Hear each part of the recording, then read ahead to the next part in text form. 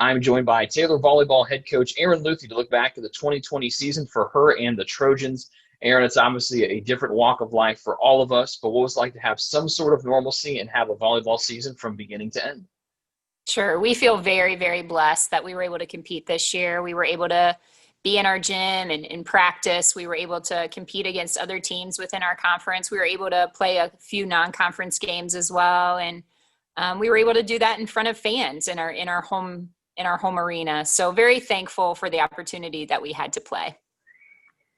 The record obviously wasn't what you and the team wanted, but what did you learn about your team this year in 2020?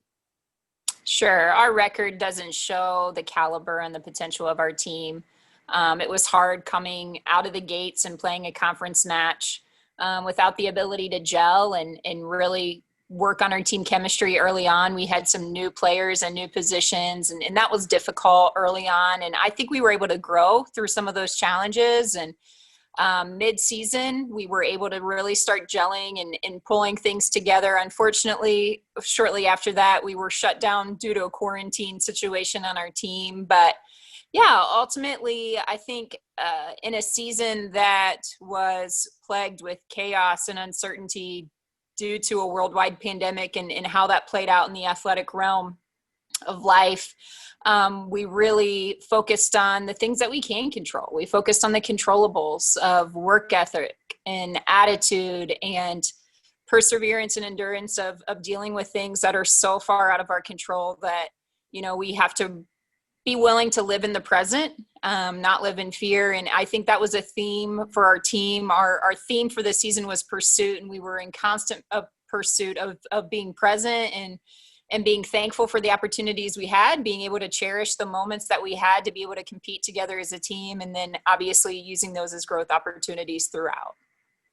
What can having to learn on the fly and adapting, because you mentioned you opened up the season instead of with 3 tournaments where you play 12 matches in 3 weeks or something like that. First match of the year is here against Grace. You guys have played the 4 and 5 sets routinely over the last handful of years, so you knew it was going to be a tough one out of the gate.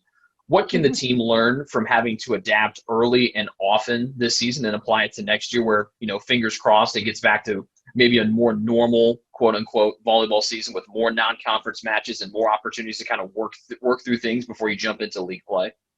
Sure. I just think it really helped develop our mindset of what it meant to deal with pressure, what it meant to deal with a sense of urgency and fixing things in more of an urgent response to some of the uncertainty that we were dealt. And I think coming out from the gate, we had some injuries, we had some eligibility issues early on, and we were able to work through those things as quickly as we could.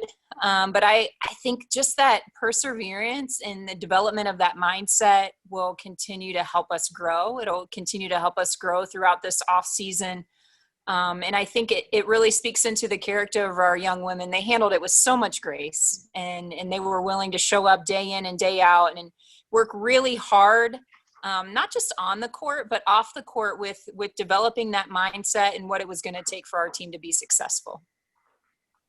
5 all Crossroads League selections for your team, those that were announced earlier this week, headlined by your 2 first-team all-league selections in Amanda Adams and Grace Isaacs. Amanda, the 3rd year in a row she's been named to the first team, and Grace with her first all first team nod. How impressive were their seasons this year when you knew and they knew as well they had a target on their backs, and you knew that the other teams were trying to stop them every way that they could? Oh, sure. Every scouting report against Taylor University, those were the 2 names at the top of the scouting report for sure. And they handled each and every match and the adversity that followed with that, with just a level-headed mindset of they were going to do their jobs and they were going to do it well, and they were going to step up when the time was needed. And they performed so well over and over and over again. And were definitely the foundation of our offense.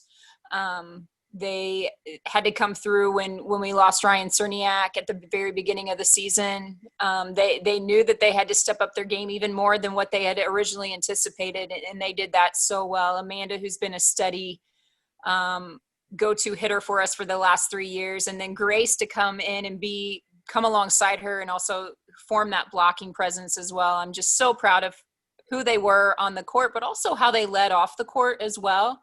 How they were able to bring so much truth and such a steady voice to the locker room in the midst of everything that was going on. They are very deserving of that first team. I mentioned there were 3 other young ladies that earned all-league selections. Casey Bragg and Ryan Cerniak named to the second team, and Nikki Seacrest named, and it was an honorable mention selection. With those 3 returners coming back next year, how does that foundation help in your preparation for the 2021 campaign?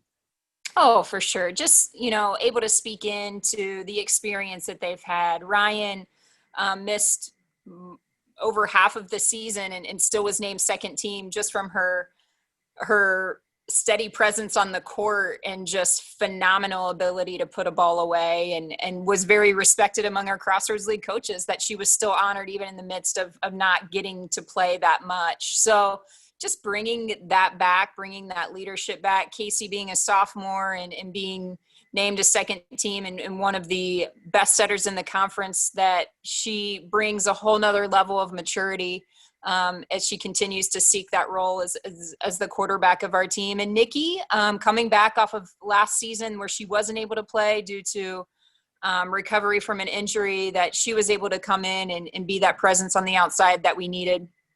Opposite of Amanda, that, she was able to place balls and earn points on multiple rotations for us. So just excited to have those girls back, excited that the experience they were able to have and be able to return next season.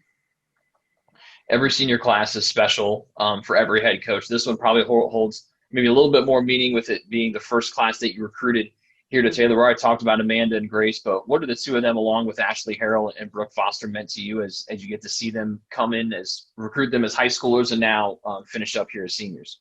Sure. That was our experience of our I was able to see them through the recruiting process and in their 4 years this last, from when they got here and the growth that they've had and the developed. We joke their freshman year, they came in and we left within 2 days, and I took them to Nicaragua, and we started their career on a mission trip to a third world country. And we still think, wow, coach, was that a great decision? But no, just from the beginning on, I knew these girls were so special. And the dynamics they brought to our team and legacy they will continue to leave to our culture has been so special. And so it's been a fun journey. It's been so fun to watch them grow. It's been so fun to see the women that they've become, not just through the sport of volleyball, but, who they've been in the classroom and from a social perspective. And just really neat to be able to do life with these women and excited for the next step for them. We're obviously sad to see them go, but excited to see what the Lord has in store for their lives. Last thing, Erin, what are the plans for the off-season work? Something you didn't get to have earlier this spring because of the pandemic. What are the early plans for the 2021 or 2020-2021 off-season? Oh, for sure. And we're meeting right now in individual meetings and planning our goals for the spring, and just excited about a lot of intentional development, a lot of individual development, going in and really pinpointing some of those troubled areas that we were excited to experience growth in. As you had mentioned, we had a really short off season last year. We were sent home shortly before spring break and weren't able to return and weren't able to get some of that development and growth in. So this sophomore class that we have this year didn't really get an opportunity to experience as much growth as they normally would their freshman year. So excited for our underclassmen as a whole to be able to have that investment in that time in the gym where we can fine-tune techniques, work on our mechanics, work on our chemistry as a team, but also, bringing individuals up to where they need to be in order to be successful at this level. Erin, thanks for the time. Thanks for all the time this season, and best of luck with those off-season workouts. Thank you so much. That is Erin Luthy, the Taylor Volleyball head coach, joining me today to stay up to date with everything Taylor Volleyball. Just log on to TaylorTrojans.com.